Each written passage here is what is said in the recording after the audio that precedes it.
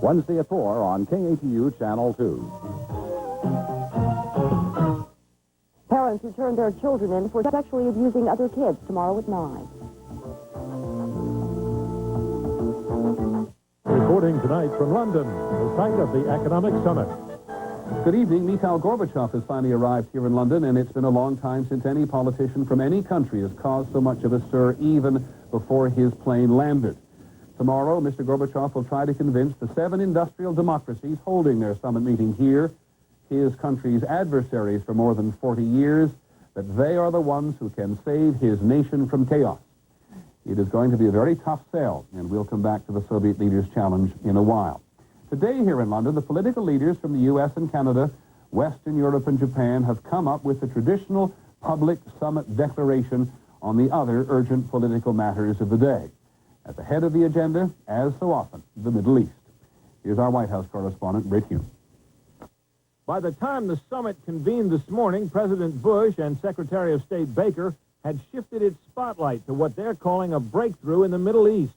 Syria's letter to President Bush saying it will take part in a peace conference with Israel. The G7's interest was reflected in U.S.-supported language added to the annual summit political declaration released today. As explained by the host British, the wording sounded carefully balanced.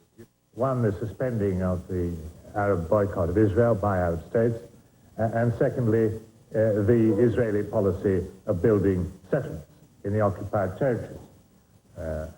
We believe that the suspension of both those things would certainly be an advance. In fact, though, it was the part about the Israeli settlements that had been added, and the purpose seemed clear, to help Baker, who's headed back to the Middle East, get Israel to match Syria with flexibility of its own. On other issues, British Prime Minister Major got the 7 behind a UN register to track arms sales worldwide.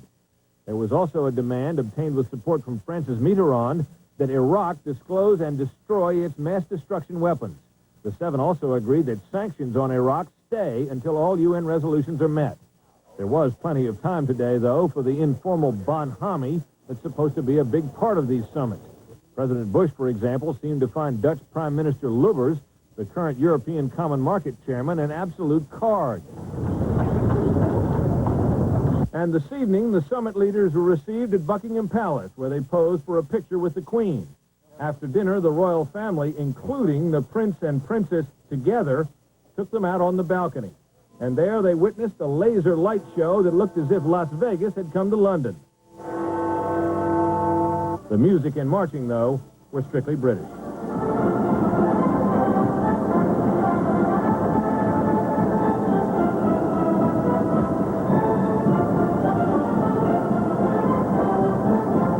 Britt Hume, ABC News, London. One other note about the U.S. and Saddam Hussein. Senior Soviet officials here today predict that if the U.S. decides to attack Iraq again to get at its nuclear facilities, Hussein will survive. They also say that the Kurds, who the U.S. worked so hard to save from Hussein, oppose military action against him now because they think it would jeopardize their negotiations with Hussein for Kurdish autonomy. The controversy at home today may deflect President Bush's attention from economic summit matters for a while. Reluctantly, he agreed with the Senate Intelligence Committee to delay the confirmation hearings of Robert Gates, his nominee to be the new director of the CIA. It is a major disappointment for the president, and here's ABC's Jim Wooten. Both Gates and the president were said to have agreed with the decision, but neither is very happy about it since the long 9-week delay may further jeopardize the nomination. With the concurrence of the president and the nominees, Committee Chairman, Democrat Barron, said the postponement did not mean Gates is in trouble. the committee's scheduling decision should in no way imply a negative attitude toward the nomination. And the vice chairman, Republican Murkowski, went a bit further. That this nomination is not in trouble. Perhaps not, but the committee now plans to subpoena Alan Fires Jr., the CIA official who has pleaded guilty to misleading Congress on the agency's role in the Iran-Contra scandal. Sources say he has not implicated Gates, but has implicated this man, Claire George, who will also be forced to testify before the committee with a grant of immunity. I'll make the appropriate statements in the appropriate forum. George was the number 3 executive at the CIA, while Gates was number 2 to William Casey, who knew about Iran-Contra. Gates says he did not know, and the president believes him and wants him confirmed sooner rather than later, and said so in no uncertain terms last week. I have no argument with Senator Boren, Senator Murkowski wanting to get to the bottom of it, but this idea that it'll be served by leaving it out all summer, you know and I know. There'll be questions every single day. He now understands the legal, procedural problems we have in getting answers to our questions, and I think that's the reason why the president now concurs that it's better not to have a stop-and-start process. While the delay may give his critics more time for more questions, Gates is insisting that he won't withdraw his name this time, as he did 4 years ago. And committee insiders are saying that unless Claire George implicates Gates, he will be confirmed as director of the CIA, eventually. Jim Wooten, ABC News, Capitol Hill. In a moment, back to the Gorbachev challenge. Can Mr. Gorbachev's personality loosen Western purse strings? President Bush's chief economic advisor says the recession at home is over, though the residents of Beverly Hills may not agree. This is World News Tonight with Peter Jennings in London. Brought to you by Post Grape Nut Cereal. It's almost here. Post Grape Nut Cereal Trying is Believing Week. Try it with breakfast, and here's what you'll discover. Grape nuts is full of complex carbohydrates. You won't believe how it helps keep you going all morning until you try it. It's a great natural energy source, and it's fat-free. You won't believe how good you feel until you try it. I tried it, and I feel great. You've really got to try it yourself. And to get you going, there's a money-saving coupon in this Sunday's paper. Trying is Believing Week. You've got to do it. This is the sound of Unisom, the sound of sleep. With Unisom, you hit your pillow and fall asleep fast. Tonight, you can sleep more soundly with Unisom, America's #1 sleep aid. When sore muscles or minor arthritis pain hold you back, you need strong medicine. Ben Gay was not just one, but 2 pain relievers. Warming power for fast relief. Helps get you going again. Ben Gay. Fast, strong medicine for pain relief.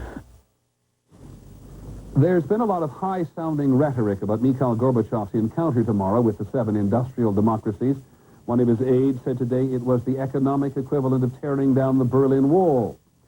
But even though the Soviets hint tonight that he's arrived with radical plans for ending the Communist Party's lock on the Soviet economy, the Soviets are also preparing to be disappointed.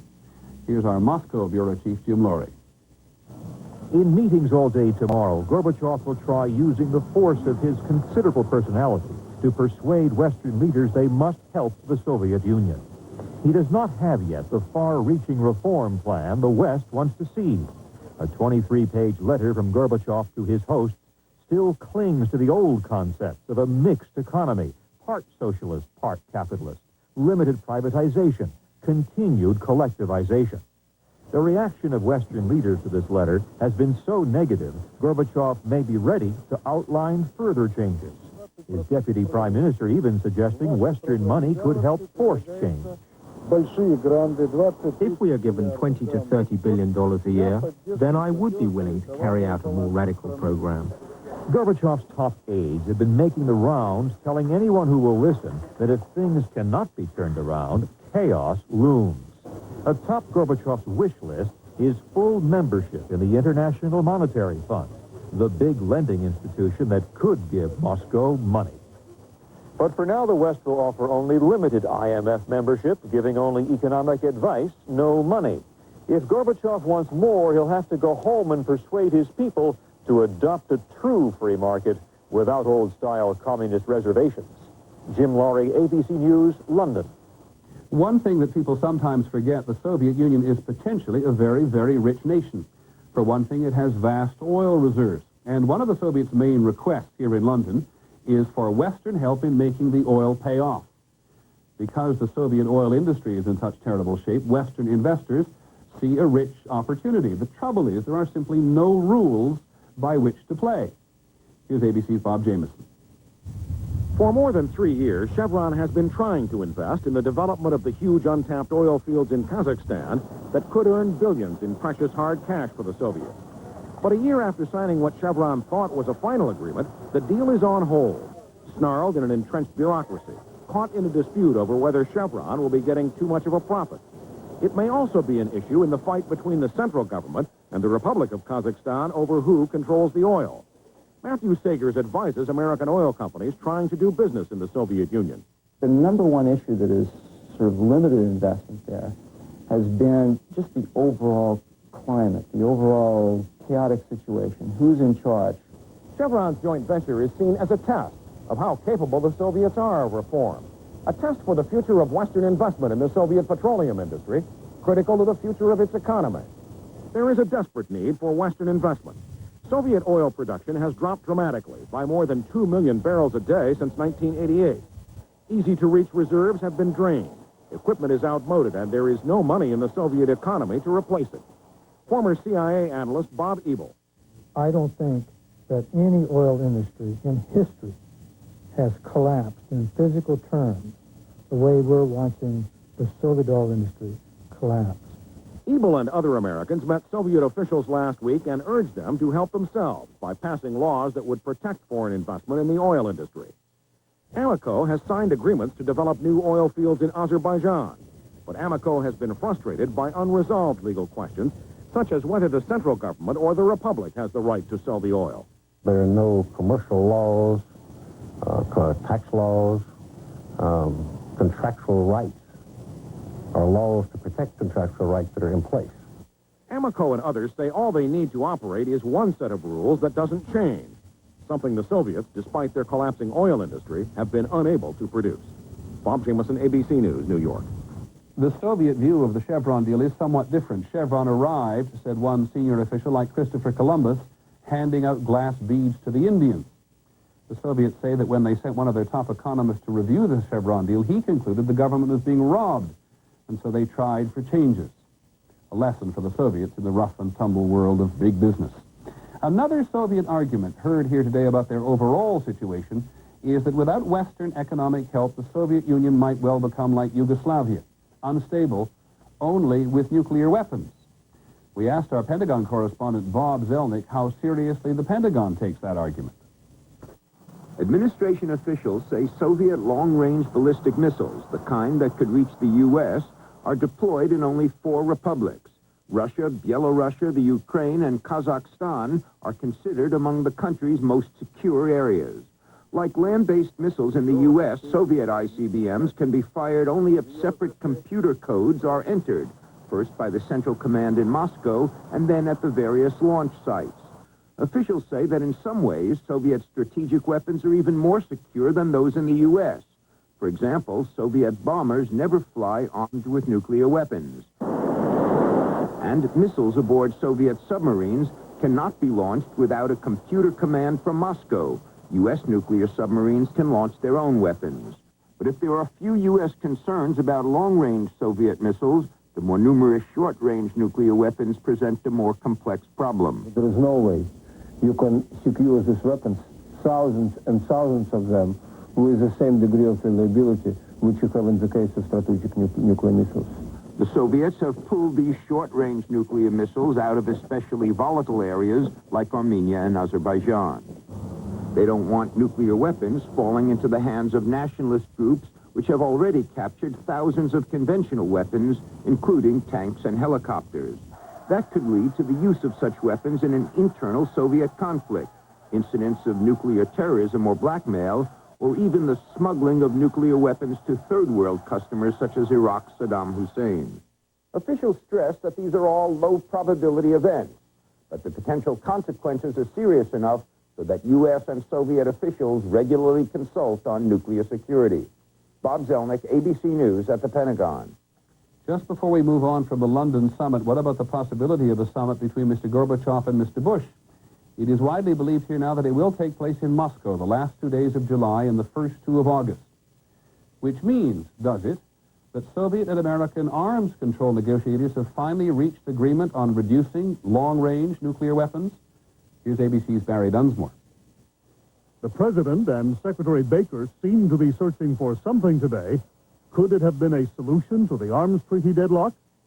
Yesterday, the Secretary said that the experts had only a 50-50 chance of removing the last hurdle.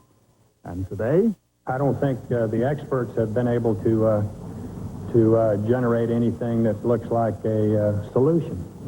But with President Gorbachev now here and set to meet with President Bush tomorrow, the question arises, will the presidents themselves resolve the problem? This was not a case of saving one issue so that the two presidents could close this out in London. But might there be a deal tomorrow? This is a very serious treaty. It deals with the strategic balance for the next 15 or 20 years, and we are determined to get it right. Getting it right also means not being seen to be the one to make the last concessions. So, could there still be a deal tomorrow? As Mr. Bush is fond of saying, stay tuned. Barry Dunsmore, ABC News, London. We'll be back in a moment with some of the day's other news when our broadcast from London continues. I knew something must be wrong. I was getting these sharp pains, and sometimes pressure and bloating. I'm glad I asked my doctor. He said it was gas and recommended Mylicon. Mylanta's Mylicon Gas. It has the best medicine for gas. What am I doing here? This is my meeting! Shower to shower body powder with baking soda to fight odor and absorbent cornstarch. Now's the time for Centrum Silver, because you're over 50 and you're out there swinging. Centrum Silver, a complete vitamin formula for your changing nutritional needs. Centrum Silver, it's a great time to be silver. In this, our 100th year of helping people travel, we'd like to offer one more piece of advice. Have fun. American Express traveler's checks. Don't leave home without them. If I could afford a sports sedan, the road would belong to me. Bob, I'd have one of those multi-valve engines, independent suspension, and of course, a spoiler on the back. Yeah, if I could afford a sports sedan, life would be a cruise. Oh, it's you, Bob. Presenting the Nissan Sentra SER, because rich guys shouldn't have all the fun. Here in London today, the stock market hit a record high because British officials now believe that the recession here may have run its course. In Washington, the chairman of the Federal Reserve Board has been back on Capitol Hill with a similar assessment of the American economy. And here's ABC's Stephen Ogg. Alan Greenspan told the House Banking Subcommittee that one reason the recession is over is that factories are now producing more. Even though consumers are not buying heavily, and it's taken time, he said businesses have sold most of their inventories. With inventories now quite lean, sales increasingly will have to be satisfied out of new production. As factories produce more, employers are expected to hire more workers, and that should bring down unemployment.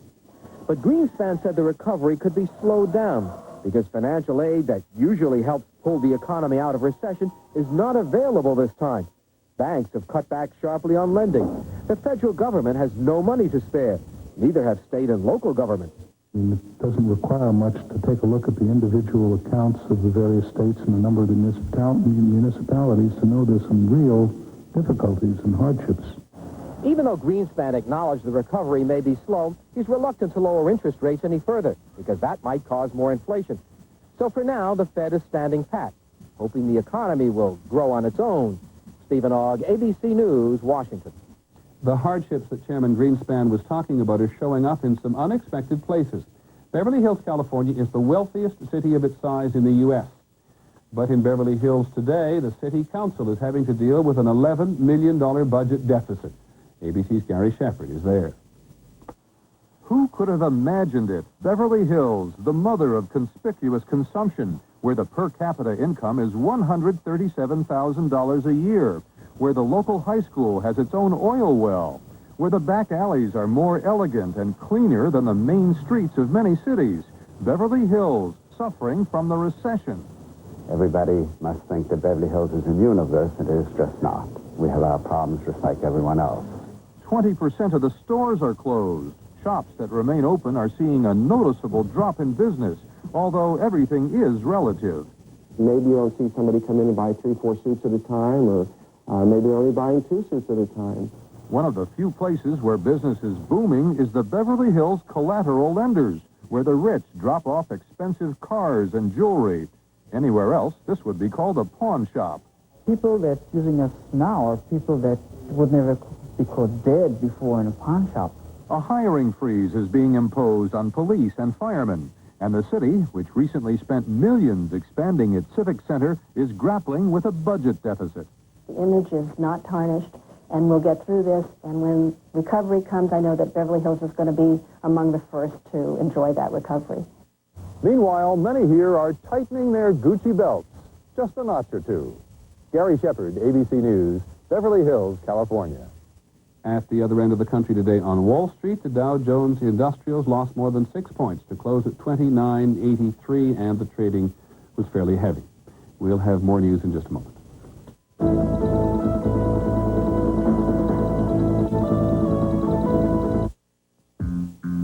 Your pets go many places during the course of a day, and you can't always protect them when they go into flea and tick-infested areas.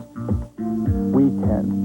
Used as directed, Hearts Blockade for dogs and cats repels and kills fleas and ticks, including ticks that carry Lyme disease. By creating a barrier, Hearts Blockade prevents these pests from living on your pets. Helping to improve your pet's quality of life is your responsibility. Helping you do that is Hearts.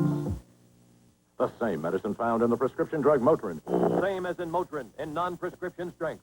If you want the same medicine found in prescription Motrin, wouldn't it just be simpler to ask for Motrin IB? Non-prescription strength Motrin IB. Accept no alternatives.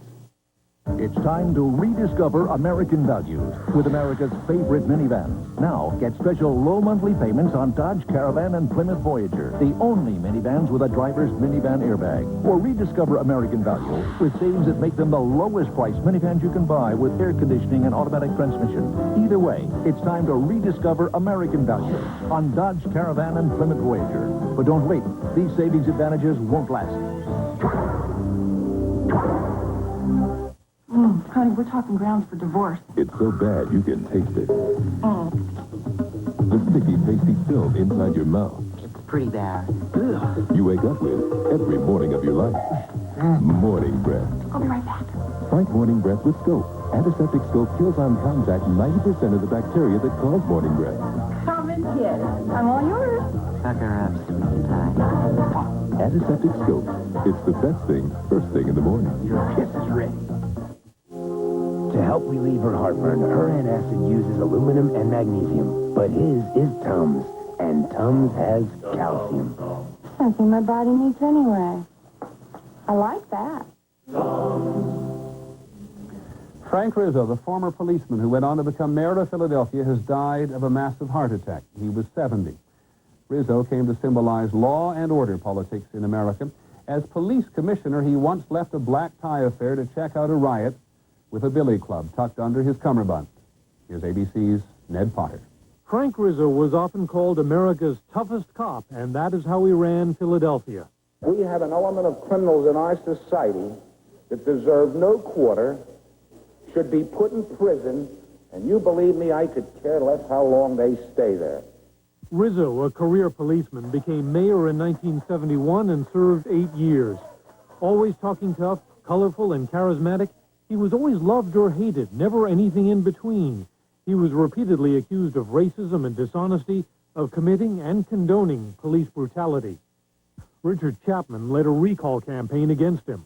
There was this constant hint of corruption everywhere, that there was fiscal chaos, and more than anything else, a lot of bad feeling. He was trying for the third time to win back his old office when he died this afternoon. Oh, my God, what a shock.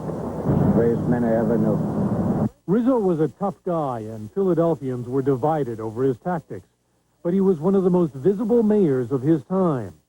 That's the advantage I have, he once said. I attract people. Ned Potter, ABC News. In California today, officials are testing the water at the state's largest reservoir, Lake Shasta. Over the weekend, a train carrying thousands of gallons of weed killer derailed, and the weed killer all spilled into the Sacramento River, killing thousands of fish. The chemicals approached Lake Shasta this afternoon. Officials believe, they certainly hope, that now they're too diluted to do any harm to the drinking water. There is a very strong hint today that the 29-cent stamp may soon be history. The Postal Service has ordered up this year's Christmas stamps without any price on them. The cost of mailing a letter went to 29 cents only 4 months ago. The post office wants 30 cents and apparently thinks it may get its way by Christmas.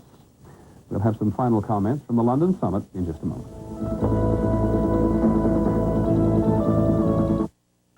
It's Craftsman Hot Buys this week at Sears. A Craftsman half-horsepower garage door opener with 2 transmitters is just $149.99. And your choice, a Craftsman screwdriver set or wrench set is just $19.99. So get to Sears today. In art, taste is subjective, but in life, good taste is well defined. Fancy Feast gourmet cat food, exceptionally moist and delicious. Fancy Feast. Good taste is easy to recognize. Say, kids, what time is it? It's Kids Day free time of quality, comfort, Clarion, and Sleep Hotels. Huh? Kids 18 and under stay free at Choice Hotels when you call 1-800-4CHOICE and reserve a room. One use of STP fuel injector cleaner helps remove clogging deposits. And that should be of passing interest to a lot of drivers. STP fuel injector cleaner. Our dentist gave us a reason to try Arm & Hammer Dental Care. Baking soda. He recommended it for healthier teeth and gums. In fact, 2 out of 3 dentists and hygienists recommend baking soda for healthier teeth and gums. And only one major toothpaste has it. Arm & Hammer Dental Care. The baking soda toothpaste from the baking soda experts. And now try Arm & Hammer Dental Care free.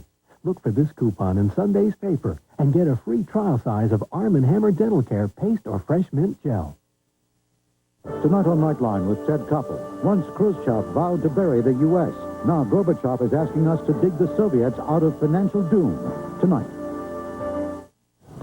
We have spent the better part of the day here talking to senior members of Mr. Gorbachev's inner circle. They are not happy individuals. The Europeans understand us so much better than you Americans, they say. Translation, the Europeans, particularly the Germans, have been willing to part with their money, while the Bush administration says not without further reform in the Soviet system. What does it mean for us to change faster, they ask.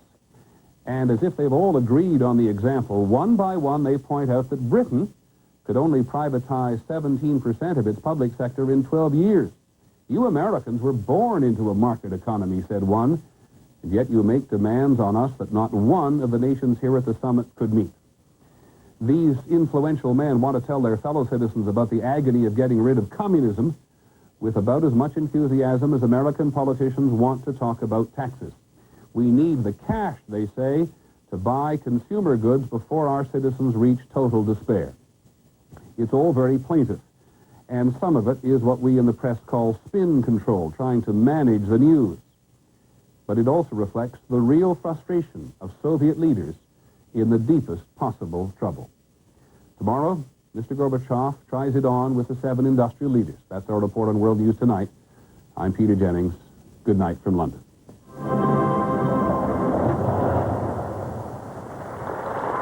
This has been a presentation of ABC News. More Americans get their news from ABC News than from any other source. Tuesday, Roseanne yearns for the good life. How come I got 3 kids and a husband and I end up doing all the grunt work? The beauty part is you actually grunt while you're doing it. Roseanne! Then, when lightning strikes, Christine and Hayden seize the moment. Oh, let's get out of here. Everyone will notice. Not if we go over the balcony and shimmy down the rain spout. Tuesday. Up next, news of the Northwest. The state of Oregon's apparently in the video poker game business, but this hand hasn't been played out. Gang violence in Portland is having its